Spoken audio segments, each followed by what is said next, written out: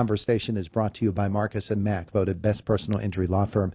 Best of Indiana County contest. Marcus and Mack, a law firm representing injured people. When you came into the studio, I said, go ahead, try to match all that baseball action with your budget talk. Right. It's a lot more fun talking ball, isn't it? It sure is, and I think it's very exciting that IUP and the Indiana baseball teams are playing at this higher level, going for these championships. I think it's super exciting. I know a lot of the kids on the Indiana team, from my kids playing baseball those years ago. My nephew Caden plays on the team as well, so we're excited for them, and I hope they keep going. Yeah, absolutely. Right? And that IUP story is just amazing, isn't it? It surely is, yeah. I mean, they've pulled it together, and it's exciting, and it's fun to watch. Steve Klein's a pretty impressive dude. I have to say that, I was able to catch some of the games that were being streamed, and it is impressive, very much so. Yeah. Well, speaking of impressive, let's talk about this week in Harrisburg. You've spent a good deal of time in Harrisburg this week as the legislature's in full session and Yes. Talking budget yesterday, but not as much as you would like. No, I got back last night, Todd, around 8 o'clock. We're starting to finally peel away some of the layers on this year's budget. I would have preferred to have done this well before the beginning of June, but we did see an education bill yesterday that is basically what the governor is asking for in the budget, an increase of over $1 billion in education funding. They included some charter school reforms in that bill. We only saw it for the first time this week, so there's a lot to digest there, seeing how the breakdowns occur with how this funding will be used. But it's really the first big nugget of the budget that we've seen, and here we are already into the first week of June, and we're supposed to have a budget done by June 30th, which it seems unlikely because there are a lot of things that need to fall into place, and we're not in now the third week of June, so we're only in next week and then the final week of June. And to have a budget done in that short amount of time is going to be a heavy lift. Not saying that it's not possible, but I think a lot of things need to come together for that to happen. There have been numbers tossed around for the public to digest, Yes. and we try to simplify things and say there's this amount of dollars, and this is what one side wants to do with this is what the other side wants to do with it. Yes. And $14 billion is what they say is a surplus. Is that a real number? I believe it is, yeah. Part of it's the rainy day fund that's put aside in the event that we don't have enough funds to basically run state government. The other is our reserve funds, and that's been built up through really the Republican caucus's leadership over the past 5-6 years when we put those monies aside, working with the Wolf administration to create those surplus funds. Those are there for a reason. That's not just to spend when we want to spend. Those are there in the event that we have a downturn in the economy, which is what we have been telling people. That's why it's important that we keep those funds where they are, at least the majority of them, so that in the event we do have some downturn in the economy, we're not forced to raise taxes or put additional burdens on working families. We can draw down those funds when we need to in the event of an emergency situation. If the state were to decide to do something different with those monies, one proposal from the Republican side is, well, let's give it back to the people who gave it to us, the taxpayers, by reducing their tax rates. Whereas the Shapiro administration, education yesterday was one of the topics. Yes. They want to change the funding formula. Their court mandated that has to happen within Pennsylvania. What's the best use? Well, I think these are all chips that are starting to be played, some hands that are being put on the table to begin these budget negotiations. And I think there's a place where we can all meet somewhere where you don't get everything you want, but you get what's good for the state. And that's really where my focus is. What is good for Pennsylvania? What is good for Pennsylvania residents? There are a lot of things that we do need to fund out there. The reimbursement rates for healthcare workers, home healthcare workers, direct service professionals, nursing home workers. There's a lot of people who haven't been treated fairly over the past few years in the budget, and their rates are below where they should be, and they're having trouble in attracting people to those jobs. And those are essential workers that we need to have to keep people healthy, people in their homes, people, that need special help. We need to make sure that we're funding those things as well. Do we give money back to the taxpayers? I think that's something that we need to have a conversation about. Can we do that moving forward? I think we need to have that conversation as well. I think you're seeing a lot of ideas come forward. The governor puts his budget out there, as you know, in February. We have our budget hearings, which occurred through March.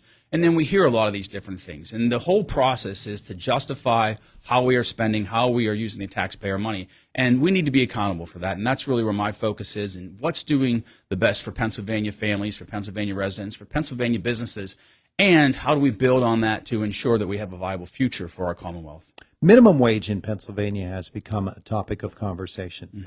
Whether the state ups the minimum wage to what the Shapiro administration wants, or whether the state does it and also tells businesses across the Commonwealth that they have to do it as well, raising the minimum wage to what many consider to be unsustainable.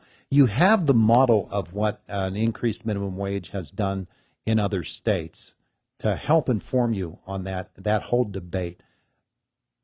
How damaging or how beneficial would that increased minimum wage be? Well, I think it's the extreme is what they're pushing for, and I think that's where you run into some challenges, because that is going to force businesses to lay off workers, fire workers, because they can't afford to pay those wages. They'll have to reduce their workforce.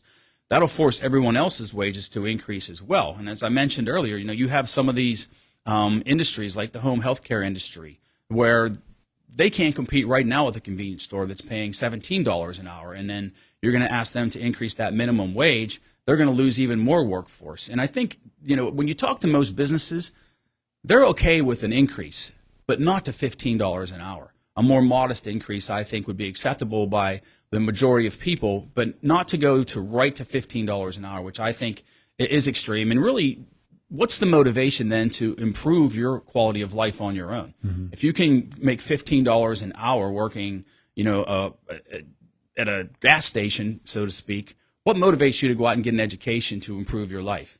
I think the purpose of the minimum wage was to help motivate people to do better. And the vast majority of people who are on minimum wage right now are single white males under the age of 25. People are making more money than minimum wage already. And I think by forcing businesses to reach that higher threshold, you're just going to create an additional burden, especially on small businesses, and force more people to lose their jobs. In California, particularly the fast food industry is one that is held up a lot. Mm-hmm. There are stories about now AI taking over for actual employees within the stores because they can't pay that minimum wage. So you and $20 hamburgers. Yeah. And we've seen the result. The fast food industry actually is a pretty good example to follow on. We've seen the increase in fast food prices it's we keep hearing that word unsustainable. This seems unsustainable. Yeah, someone has to pick up those costs, and I think that's what people don't realize. Where is this additional money going to come from? It's either going to come from the business themselves, or they're going to pass it on to the consumer. So you were in Harrisburg this week, probably not as much budget discussion as you would have wanted. Right. What did you discuss in Harrisburg this week? Well, as I said, we did start the discussion on education and the increase. There's still budget discussions that are going on, but we haven't really talked about the budget bills themselves yet.